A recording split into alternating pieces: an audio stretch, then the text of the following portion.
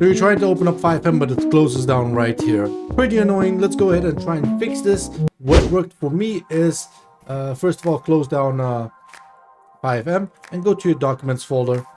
And here you're going to find the Rockstar Games folder. First of all, check if you have a duplicate folder. That's also important to note. If you do, then you need to rename one of them, or both.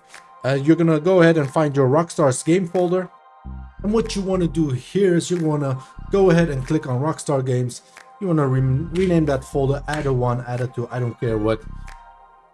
And that should probably solve it. That's what solved it for me. And hopefully it will solve it for you also. It's worth a shot. Try it out. Hopefully it will be fixed. Let me know in the comment section. Also, besides that, we have a repair remote service on our Discord server. I will leave a link in the description. We install or modify games remotely, or we'll try and fix it. That being said, we're coming to an end. Thank you all for watching and have a great day. Goodbye.